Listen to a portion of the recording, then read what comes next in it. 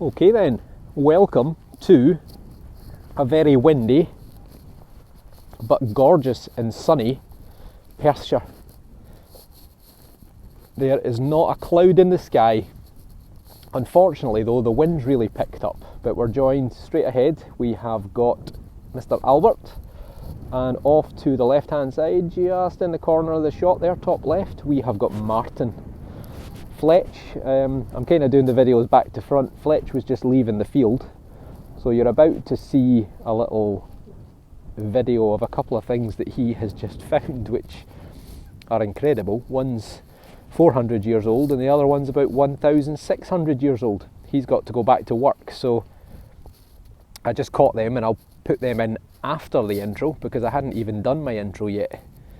He's been out for a couple of hours with Martin. Now, I'm led to believe Martin's had at least one, if not two, possibly more Roman coins, so we'll go and see what he's got once I've made a start myself.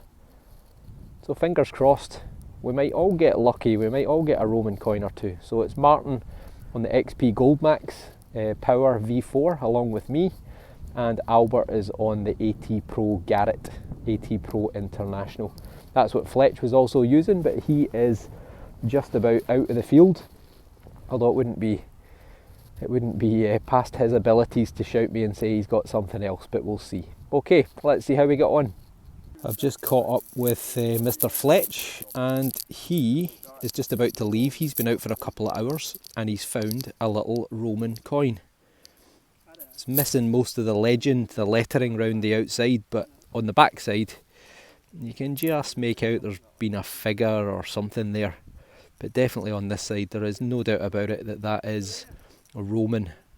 That's going to be 4th century, probably sometime between the early 300s and probably the sort of 370s, 380 AD. So brilliant. I mean, 1600 plus years old is incredible. It's a beautiful little coin, probably made of bronze, I think.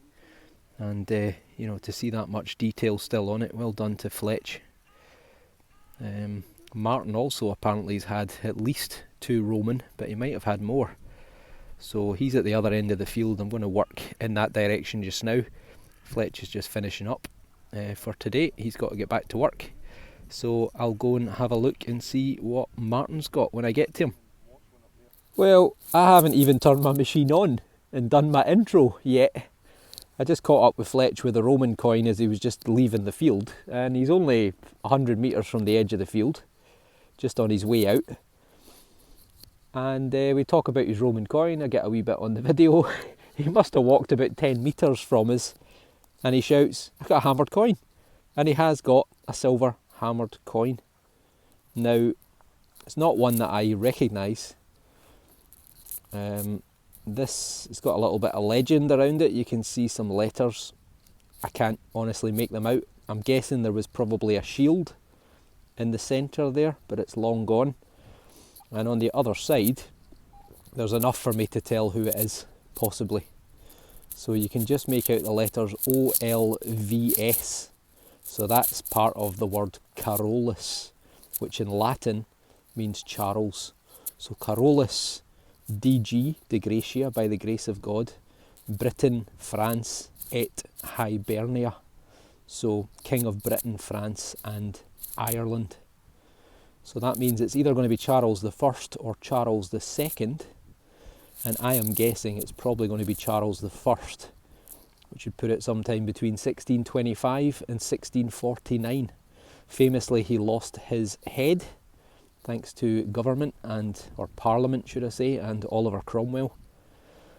And then we had a republic for a few years, but didn't quite work out. And his son, Charles II, came back as king in 1660, and he ruled to 1685. So well done, Fletch. Honestly, he is a jammy sod. Well done.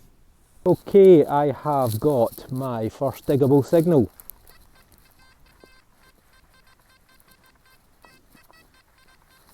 Don't think it's a coin. It might be a bit of junk, but you never know unless you try. Popped out straight away, wasn't particularly deep. My God, the wind is terrible today. Such a beautiful day an hour ago and it's just picked up from nowhere. But that is, can you guess? That is the top of a thimble. So you can just make out the sort of dome shape on the top, and you can see the sides taper to allow you to fit your wee pinky in there. And date wise, probably going to be sometime 1718 into the beginning of the 1900s. Quite a common find out in the fields. You can just make out some of the dimpled design. Oh well. Well, here we go. I have caught up with Marty, and that 100% is a Roman coin. It's quite big. It's bigger than normal for 4th century. Normally they're about 30% smaller than that, or even a quarter or a half of the size, but that is definitely a Roman coin. I would say it looks 4th century because of the way he's dressed.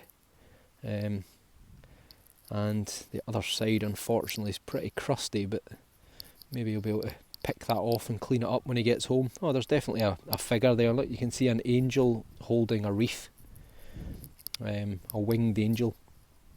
And that is normally, I'm sure that's victory, and often the back of the coins will be what's called victory on the prow. So it'll be victory, this angel standing with a wreath, and it's on the prow of a ship or the point of a ship. So I'm guessing that's probably what that will be, but definitely a 4th century coin, probably going to be sometime between the early 300s and 370, 380, based on what we normally find here. Great coin. Marty's in again with a big coin this time. This is a cartwheel penny. So you can just make out George, and you've got 111 DG Rex. So George the Third, by the grace of God, King. And you can just make out George with his big potato head, his big tatty head, looking to the right hand side. And on the reverse, pretty good condition, you've got Britannia seated, and you have got 1 penny along the top. At the bottom, 1797.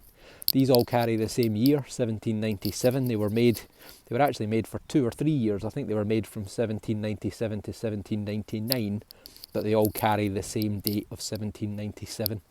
They were very unpopular. You can see why. Look at the size of them. You imagine having 10 of these in your pocket, your trousers would be falling down.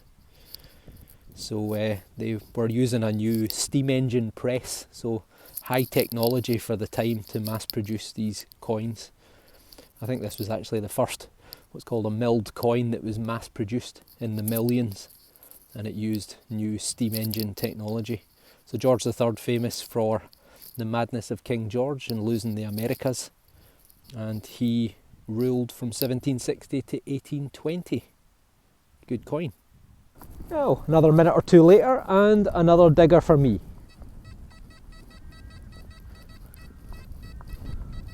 Sounds alright. Let's see.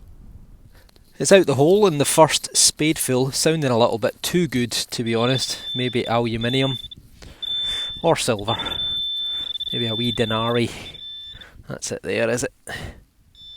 That is it there. I think we've got some junk. It's, don't know what that is. Right, let me give it a wee clean up off camera and we'll see.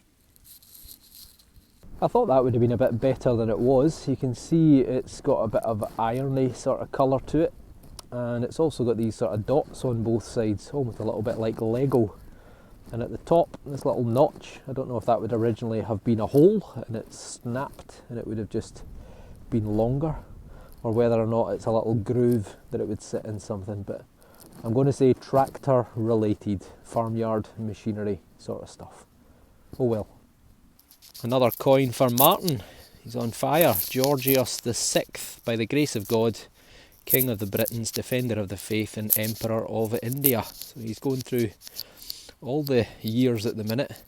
George VI, this is the father of Queen Elizabeth II, the present Queen.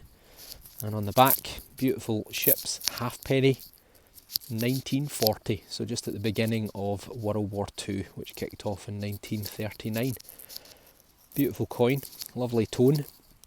And George VI was famous for the King's speech. He had a terrible speech impediment, a stutter.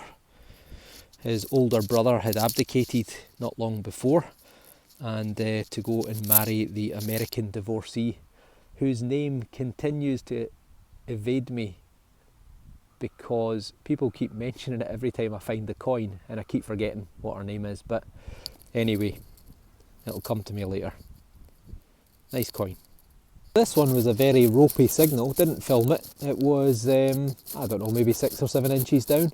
And I've got another thimble, except this one is completely intact. And I think the very tip of it is iron. I think that's why it gave a bit of a ropey signal. But it is definitely a thimble. And probably about 100 metres away from that last bit that I had. Martin suggested that I turn my sensitivity up on my detector, which he's been running at as well, and seems to be paying off. I don't know why this field just continues to give us finds.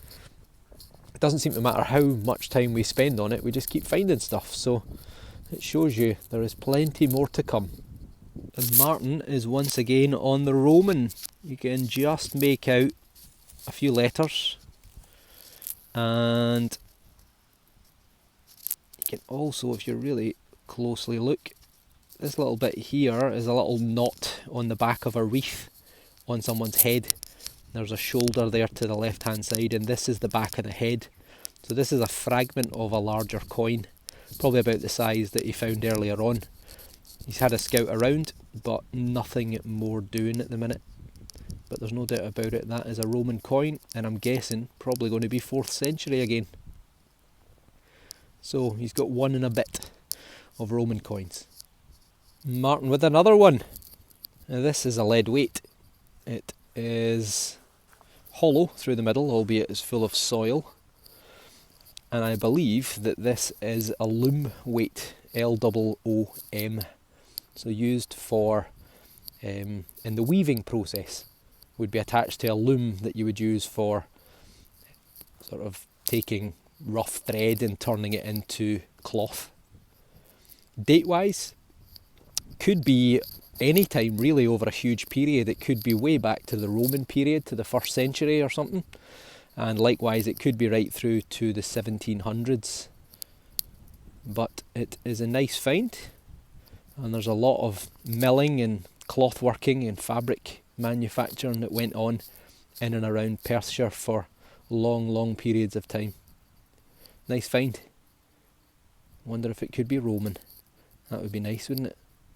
Another find for Martin. He's just off to my right hand side and he shouts coin. So let's go and see what he's got.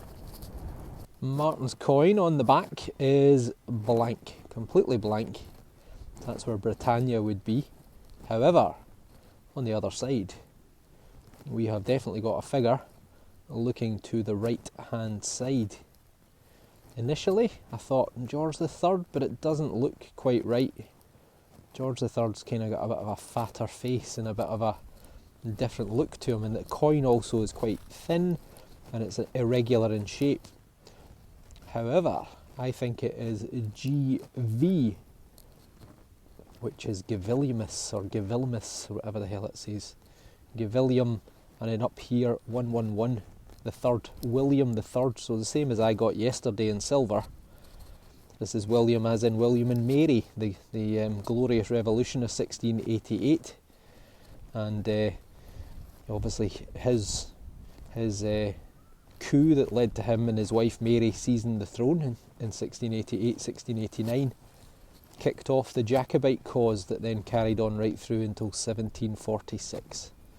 Nice coin, probably going to be a penny or a halfpenny, but date wise it's probably going to be sometime between 1689 and 1704, I think, Queen Anne took over. So that is a good coin. Well done.